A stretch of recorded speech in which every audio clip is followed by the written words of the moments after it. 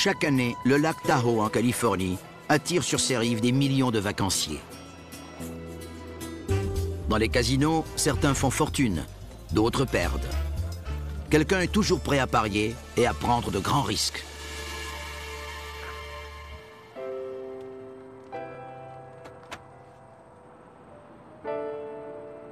Un matin de juin 1991, Carl Proben voit sa belle-fille de 11 ans, Jessie Dugard, partir pour aller prendre l'autobus à South Lake Tahoe. Mais d'autres la surveillent aussi. Des prédateurs qui ont un plan. Hey, sweetheart.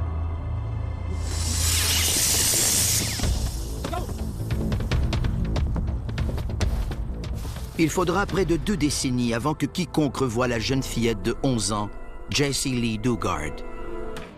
Ce n'est pas la première fois que son ravisseur, Philip Garrido, cherche des proies pour satisfaire ses fantasmes sexuels tordus.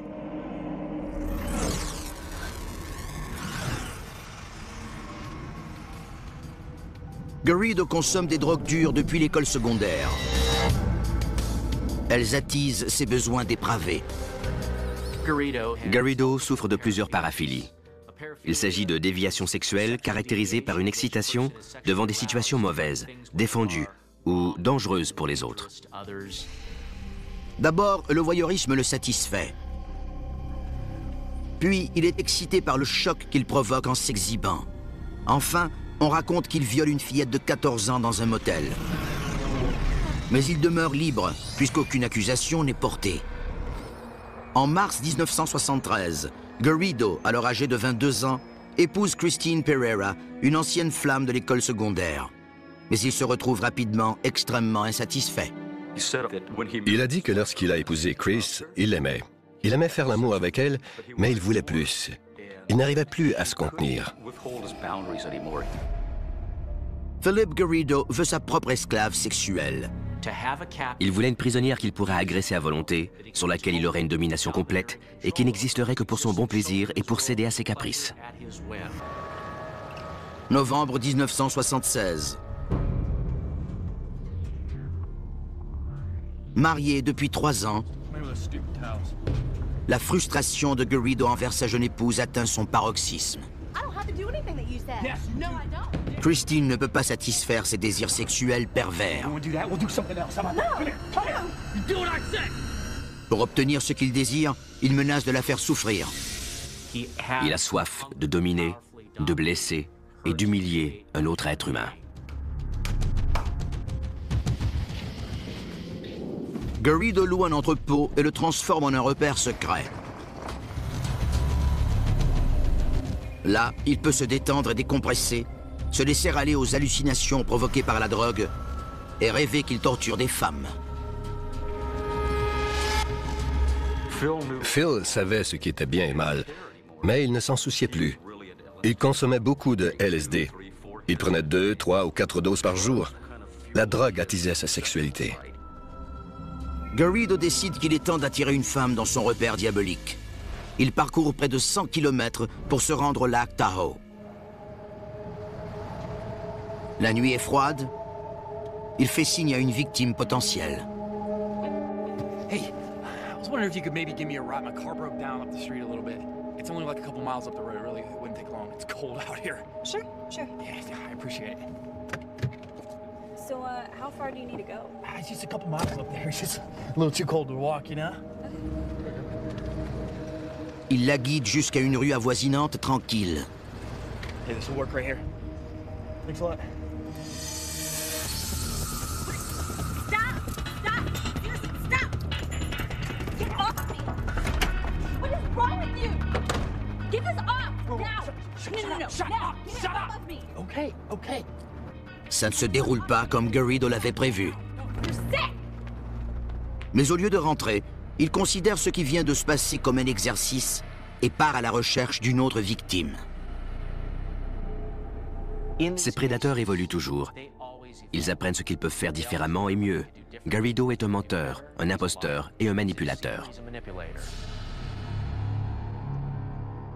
1 heure plus tard, il trouve une nouvelle cible. Katie Calloway, 25 ans. J'étais une mère célibataire de 25 ans.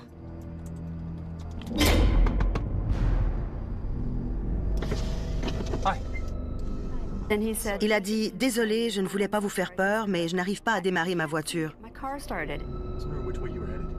Well, I'm headed towards the casinos. That's perfect. My buddies and I actually have a cabin down there. Do you think there's any way I could possibly get around with you?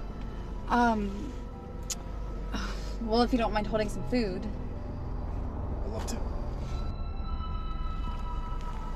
Katie accepte à contre-cœur.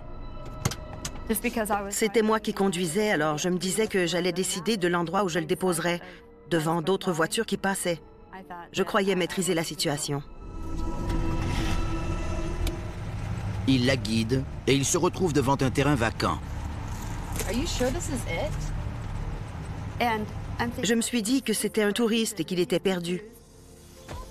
Il m'a poussé la tête contre le volant. J'ai dit « Arrêtez, que faites-vous? Attendez !» Mais Philip Garrido sait exactement ce qu'il veut. I just want to have sex, okay? Il me dominait complètement. Il a dit « Si tu coopères, je ne te ferai pas mal. »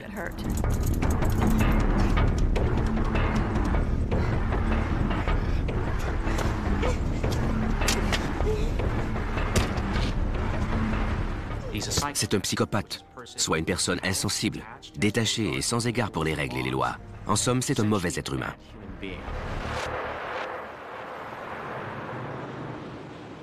Sa victime ligotée, Garrido fait demi-tour et roule jusqu'à sa tanière.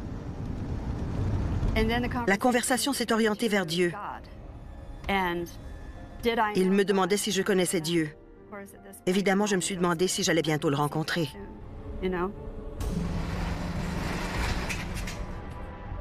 Garrido gare la voiture devant son entrepôt. Ses fantasmes pervers vont enfin se réaliser. Ce que j'ai surtout remarqué, c'était les tapis sur les murs. Je me suis dit, il a essayé d'insonoriser la pièce. Qu'est-ce qui m'attend?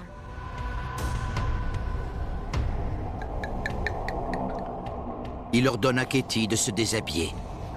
Je tremblais tellement de peur qu'il est venu s'asseoir au bout du matelas pendant 20 ou 30 minutes pour essayer de me calmer. Why are you doing this?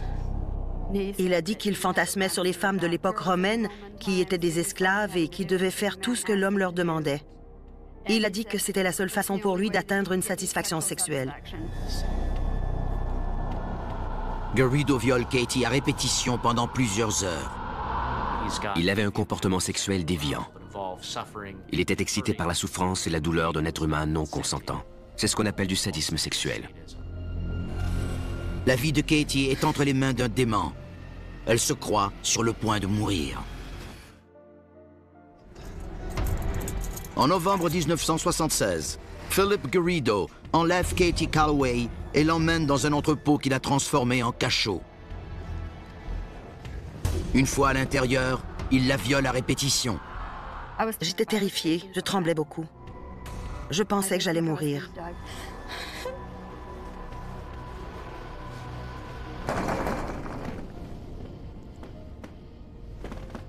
Stay here.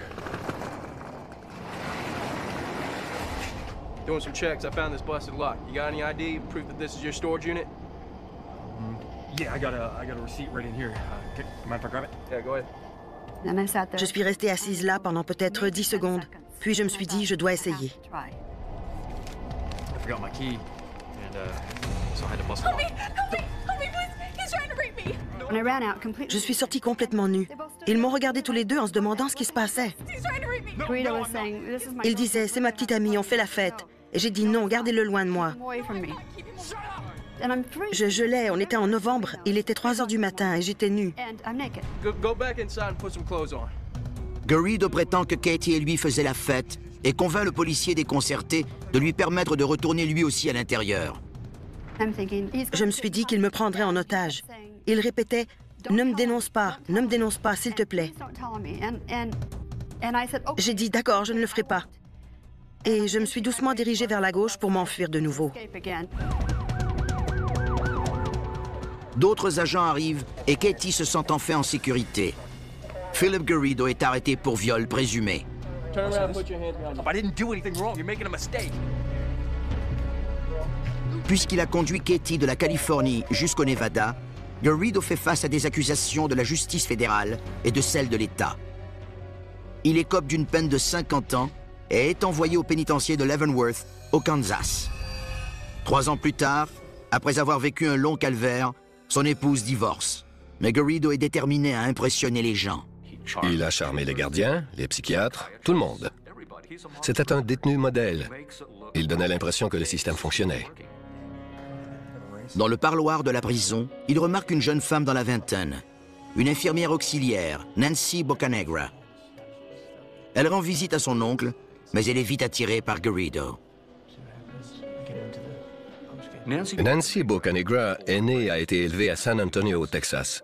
C'était une adolescente normale. Elle aimait sortir avec ses amis, aller à la pêche ou en pique-nique. C'était une jeune femme aimable. Elle n'avait aucun dossier criminel, pas même une contravention pour excès de vitesse. Nancy et Philip commencent à s'écrire des lettres d'amour. Comment une femme comme Nancy peut-elle être attirée par un homme comme Garrido, alors qu'il est en prison? Ce qui l'attire, c'est le danger. Pour une personne qui a une faible estime d'elle-même, l'idée de se lier à une personne dangereuse est stimulante. Le 5 octobre 1981, derrière les murs du pénitencier, Nancy devient Madame Garrido. Elle continue à visiter son mari pendant 7 ans jusqu'à sa libération. Il a complètement réussi à berner les autorités. Pensant que Philip Garrido est un homme transformé, elle lui accorde une libération conditionnelle et il retourne en Californie. Selon leurs critères d'évaluation, ce violeur et ce drogué allaient, à sa sortie de prison, trouver un emploi et devenir un citoyen honnête. Rien n'est plus loin de la vérité. 11 ans après son épreuve atroce, All right, gentlemen, place your bets. Catherine Calloway travaille à la table de roulette dans un casino de Tahoe. All is in, no more betting. Quand elle se retrouve devant son pire cauchemar. Hello, Katie. Je me suis dit que ce n'était pas lui, que c'était impossible. How you been? Il a dit qu'il n'avait rien bu depuis 11 ans. Je me suis dit, d'accord, c'est lui. Ne réagis pas. Il a engagé une conversation. Il posait des questions. Je répondais par oui ou non. Je ne lui ai donné aucune information. Katie rapporte immédiatement la situation à son inspecteur. Mais Garrido est parti depuis longtemps. Je voulais savoir ce qui s'était passé. Pourquoi était-il libre? La commission de libération conditionnelle est peu rassurante. L'agent de libération conditionnelle m'a dit qu'ils allaient le surveiller. Ensuite, il m'a dit, on sait qu'il est malade, on sait qu'il va recommencer.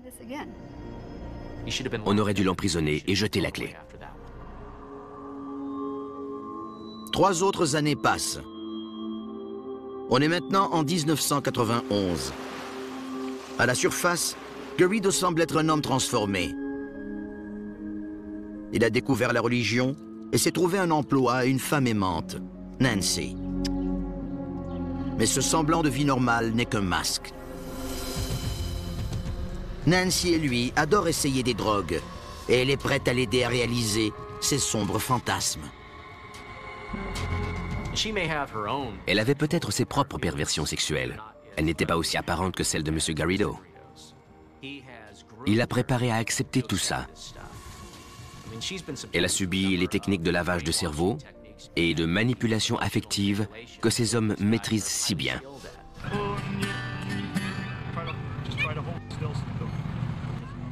Philip, qui est un musicien amateur, convainc Nancy de l'aider à filmer secrètement des fillettes qui jouent dans les parcs publics.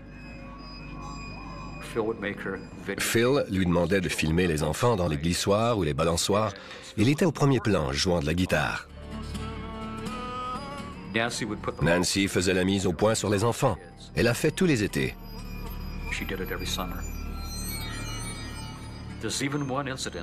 Un jour, Nancy a même attiré une enfant de 5 ans jusqu'à leur fourgonnette. Elle a demandé à la fillette de se pencher pour pouvoir filmer ce que Phil voulait.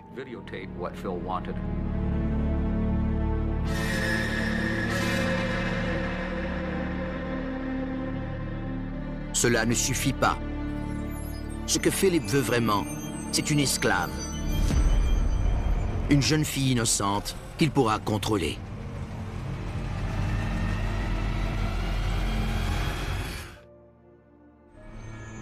Le matin du 10 juin 1991, Philip et Nancy Garrido se trouvent à South Lake Tahoe, en Californie. Jessie Dugard, 11 ans, marche seule jusqu'à son arrêt d'autobus scolaire.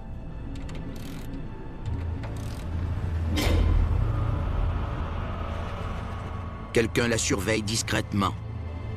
Hey, sweetheart.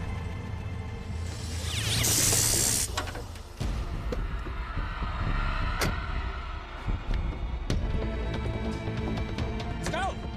Le beau-père de Jessie, Carl, tente de les pourchasser. Mais il s'échappe. Jessie! Il compose le 911. Des enquêteurs du bureau du shérif d'Eldorado arrivent sur les lieux. Carl leur donne une description de la voiture et de la femme qu'il a vu prendre Jessie.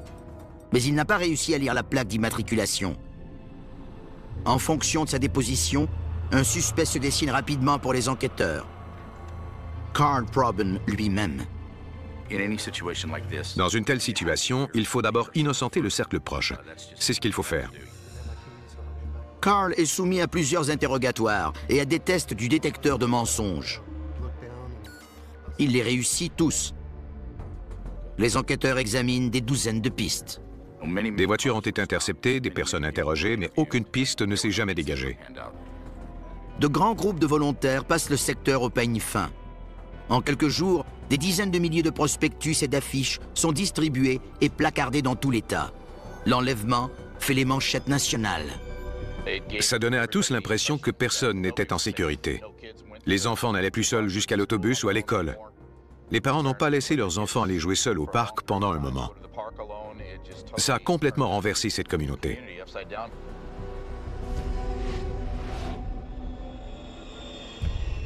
À 3 heures de route de là, Jessie marche vers l'inconnu. Elle est sur le terrain de la résidence de Garrido à Antioch, préparée spécialement pour ce jour.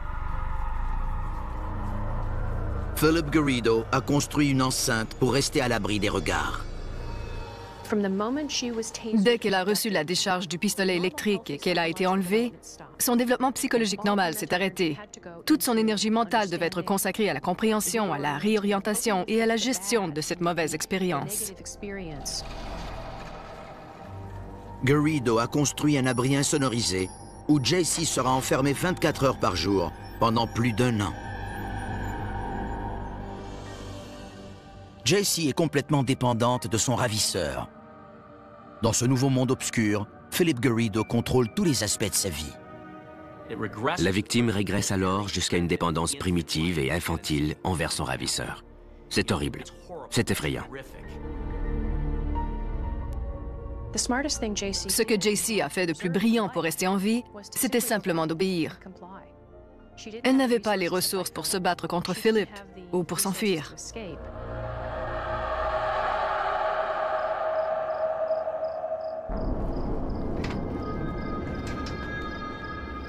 Il filme sa victime innocente alors qu'elle est endormie. Et malgré son jeune âge, il commence à la violer. Si elle tente de résister, il la menacera de sévices.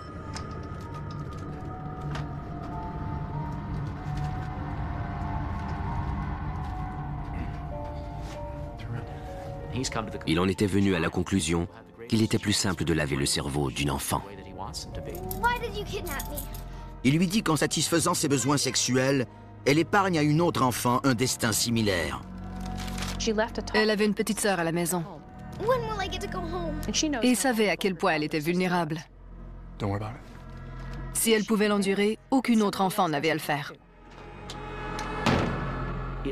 La victime met peu de temps à comprendre que si son ravisseur n'est pas heureux, elle va mourir. Puis, les semaines deviennent des mois. Les policiers et les agents du FBI sont de plus en plus certains que Jessie a été assassinée. Même si les enquêteurs de South Lake Tahoe et les agents du FBI ont gardé le dossier ouvert et qu'ils ont fait des suivis constants, l'intensité n'y était plus. Les pistes refroidissaient.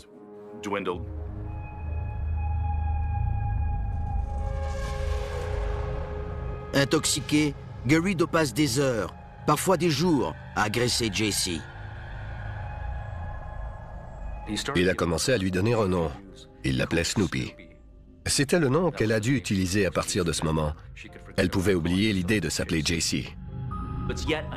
C'était encore un moyen très fort de la déshumaniser et de la reconstruire à sa façon.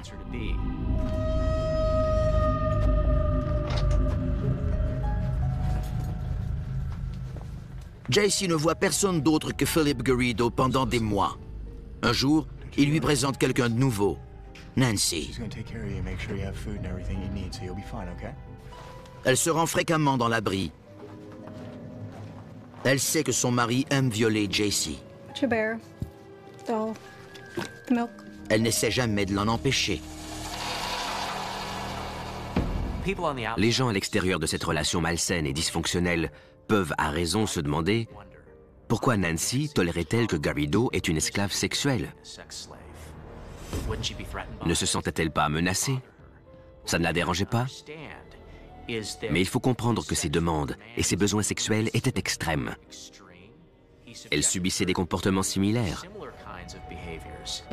Il y avait pour elle un intérêt égoïste. Elle n'aurait plus à subir les actes sexuels pervers de son mari. Maintenant, il y avait quelqu'un pour jouer ce rôle à sa place. Le Rotage commence à apprendre les meilleures façons de survivre à cette épreuve.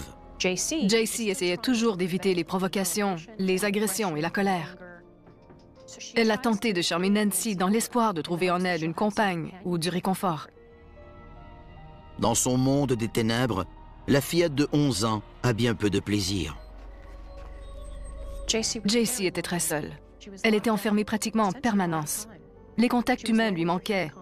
C'était une petite fille. 2 ans après l'enlèvement de JC, Philip Garrido est arrêté et renvoyé en prison.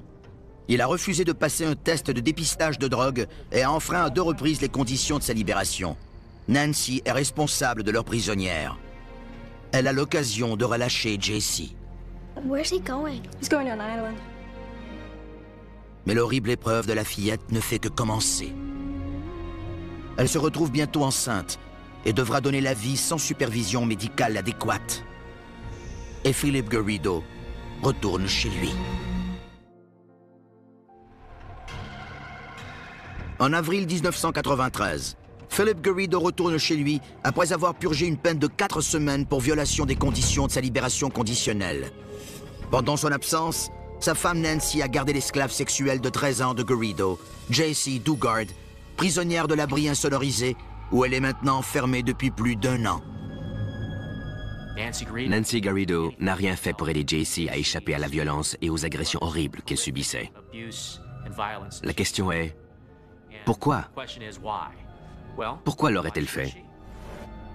Elle ne voulait pas s'exposer aux conséquences de ce crime dans lequel elle était impliquée depuis tout ce temps. Philip est de nouveau libre d'arpenter les rues d'Antioch en Californie et impatient de reprendre là où il a laissé. Il berne les conseillers et les agents de libération conditionnelle et enregistre même des chansons à propos de sa prisonnière.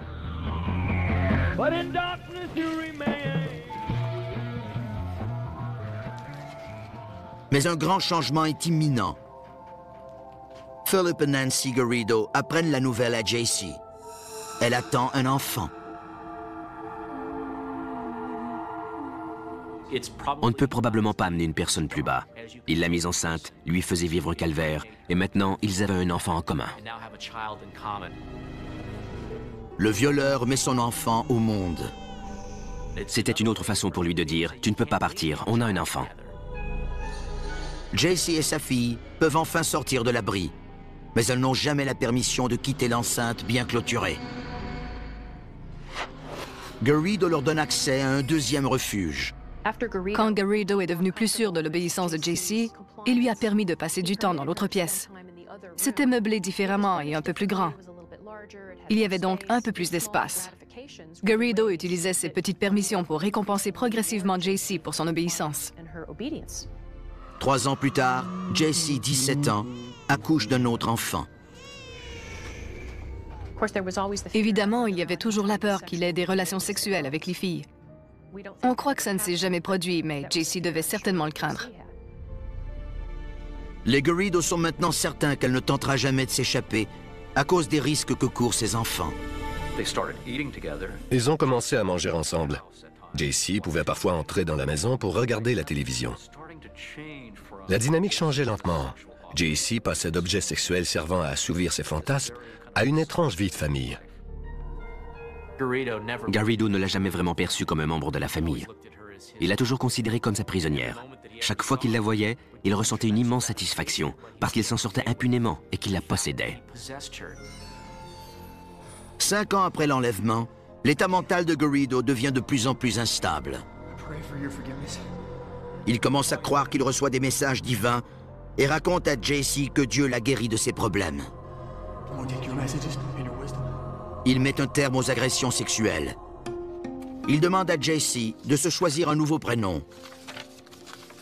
Elle choisit Alyssa. À partir de ce moment, elle est devenue Alyssa. Elle ne s'identifiait plus comme JC. Ce n'était qu'un jeu. Il lui faisait croire qu'il lui permettait d'agir selon sa propre volonté. Les filles grandissent et JC creuse dans ses souvenirs d'écolière et s'inspire de ce qu'elle a glané à la télévision pour les éduquer. Elle ne voyait pas ses filles comme des monstres nés d'une expérience horrible. Elle les voyait comme des compagnes vulnérables et aimantes.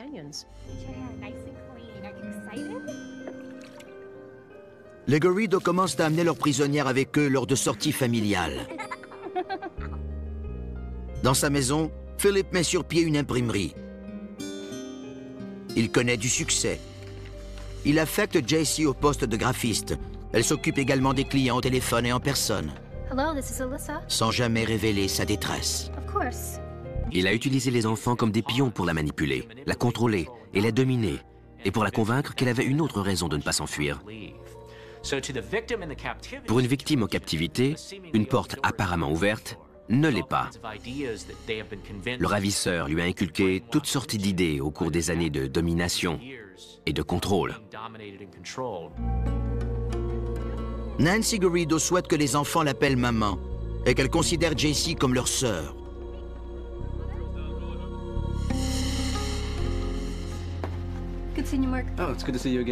Mais quand un étranger leur rend visite, Philip explique la dynamique familiale bien autrement. Mark Lister, un client, passe chez Garrido pour récupérer sa commande. Il m'a présenté Jessie et les filles comme sa femme et ses filles. Nancy était au fond et j'ai présumé qu'elle était la femme de ménage. Je n'ai jamais su que Nancy était sa véritable femme. Il ne détecte rien de suspect. Ça semblait être un milieu familial normal. Ils semblaient heureux. Ils communiquaient bien. Les filles semblaient obéir quand il leur parlait comme mari et femme.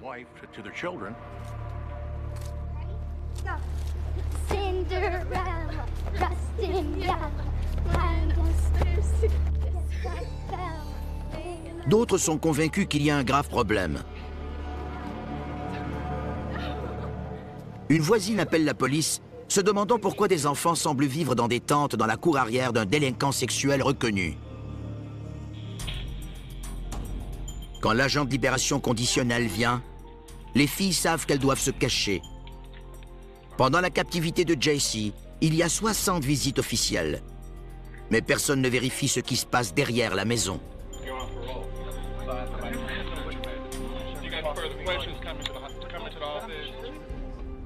Phil devait porter un bracelet émetteur à la cheville. Les graphiques montrent qu'il allait très souvent dans le fond de la cour.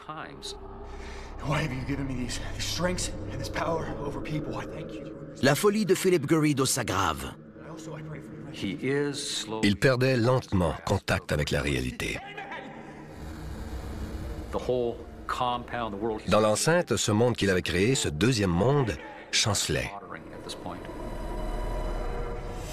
Il essaie de transmettre ses révélations à ceux qui veulent bien l'entendre. Il a construit ce qu'il appelait sa boîte noire,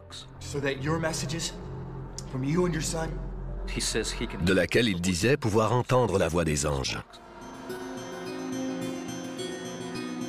En août 2009, Philip croit qu'il est temps pour lui de transmettre son message sur le campus de l'Université de Californie à Berkeley. Okay, so this is our manifesto. This is going to tell you all about our organization and the belief structure that we hold. What I would like your permission to do as we talk. Alors qu'il fait une demande de permis pour parler en public, une policière du campus flaire une irrégularité. And in the meantime, I'd like for you to fill this out and take it home for me, okay? Please make sure you don't miss it. Quand on se présente sur un campus dans l'intention d'offrir un séminaire sur la façon de contrôler l'esprit des gens, c'est certainement étrange. Les jeunes filles semblent maussades et renfermées. We have to follow certain procedures. Après leur départ, les agents vérifient dans la base de données de la police. Ce qu'ils découvrent est troublant. Les dossiers révélaient que c'était un délinquant sexuel inscrit. En août 2009, on avise les autorités de Concord en Californie qu'un délinquant sexuel condamné, Philip Garrido, fréquente des enfants. On lui ordonne de se présenter au bureau des libérations conditionnelles locales. Effronté, Garrido amène toute sa famille. Il devait penser pouvoir s'en tirer impunément puisqu'il avait réussi par le passé.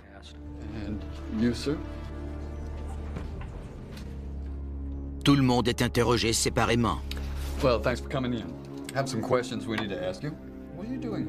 L'agent de libération conditionnelle essayait de déterminer qui étaient ces femmes, mais elle lui donnait des noms inconnus qu'on ne retrouvait dans aucun dossier.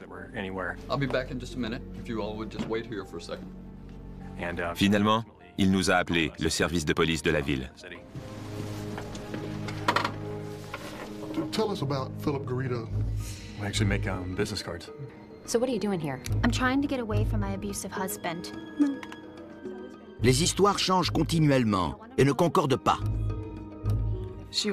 Elle était sur la défensive et évasive. Elle comprenait qui j'étais et ce que j'essayais de faire, mais elle n'a pas cédé. Garrido affirme que les 3 jeunes filles sont les filles de son frère. Puis tout à coup, il fait un aveu stupéfiant.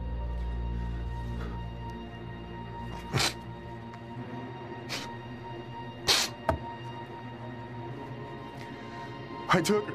You took who? I took her.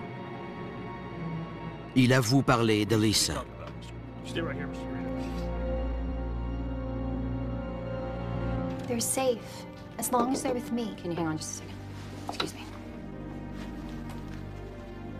En revenant dans la pièce, je lui ai dit que Philip avait admis l'avoir kidnappé et violé plusieurs années auparavant. He confessed. He confessed to taking you. C'était à son tour d'être stupéfaite et incrédule. Elle a dit « Il a dit ça ?» C'est alors qu'est venue la confirmation que Philip l'avait effectivement kidnappé et violé. Everything's gonna be okay. I just need you to do one more thing for me. L'agente Kaiser demande à Alyssa de dévoiler son véritable nom. Elle ne voulait pas le faire. Elle continuait à vouloir protéger Philip. Elle disait ne vouloir mettre personne dans le pétrin. Alors on a commencé à parler de sa famille, de sa mère. Je lui ai dit, votre mère va savoir, pour la première fois en 18 ans, que sa fille est toujours vivante. C'est là qu'elle s'est effondrée. Je lui ai répété qu'il fallait vraiment qu'elle me dise son nom. Elle a dit, je ne peux pas dire mon nom. J'ai dit, est-ce que ça aiderait si je vous donnais un bout de papier pour l'écrire? Elle a accepté. Son écriture ressemblait à celle d'une enfant de 11 ans. Quand elle m'a redonné le papier, elle a dit « Waouh, je n'ai pas écrit mon nom depuis que j'ai 11 ans. » C'est alors que j'ai regardé le papier et que j'ai vu le nom de Jaycee Lee Dugard.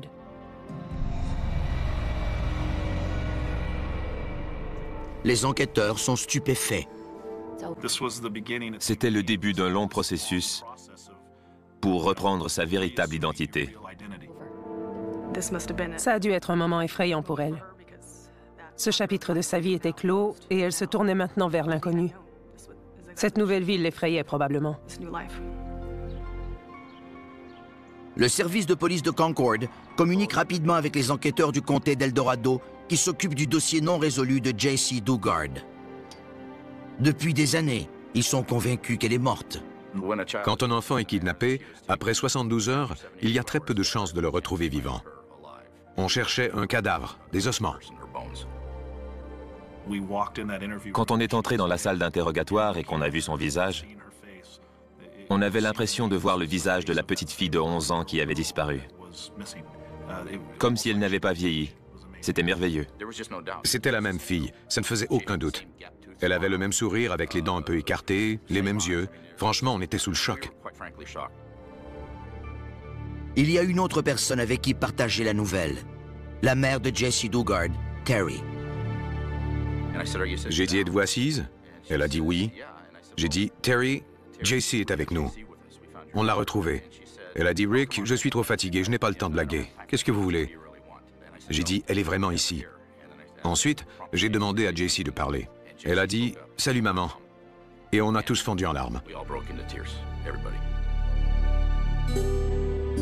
Jessie et ses deux filles sont amenées dans un lieu sûr et retrouvent leur vraie famille. Pour les jeunes filles, tout cela ressemble à un mauvais rêve. Quand les fillettes ont appris quelle était la véritable relation entre Jessie, Philip et Nancy, et qui étaient leurs parents biologiques, elles semblaient stupéfaites. C'était une nouvelle très difficile à encaisser. Philip et Nancy Garrido sont tous les deux arrêtés sur le champ. Malgré son aveu et son arrestation, Philip Garrido n'est pas prêt à relâcher son emprise sur Nancy et Jessie. Il tentera de les contrôler une fois de plus. De sa cellule, cette fois.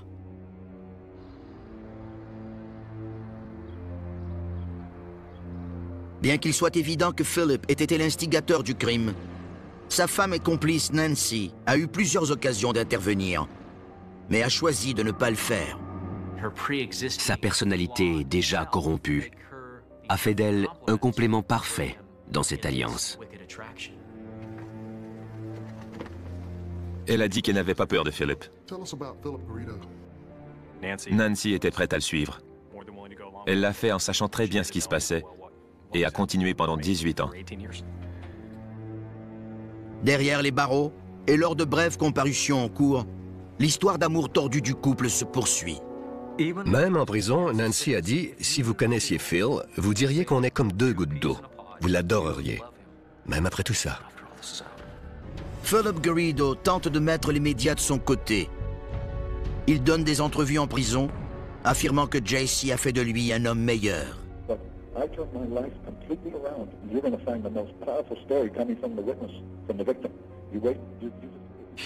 Il voulait dire au monde comment il s'était transformé. Il n'était plus un violeur et un pédophile. Philip demande à ses avocats d'entrer en contact avec Jessie Dugard. Il espère pouvoir la convaincre de modifier son témoignage. Il voulait l'influencer, même en prison. Heureusement, le bureau du procureur a mis un frein à ceci. Elle repousse toutes ses tentatives de communication avec elle et les enfants.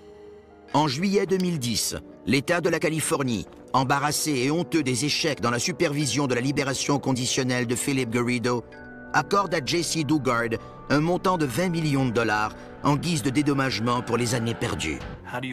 Comment quantifie-t-on 18 ans d'une vie? Et les anniversaires, et les Noëls avec sa mère, sa sœur et sa famille. Les amis chez qui elle n'est pas allée passer la nuit. Et sa mère qui ne l'a jamais vue aller au bal des finissants. Tant d'événements importants dans la vie d'une jeune fille lui ont été volés et ont été volés à sa famille. En avril 2011, dans le but d'épargner à Jessie et à ses filles un témoignage en cours, les procureurs concluent une entente avec Nancy et Philip Garrido.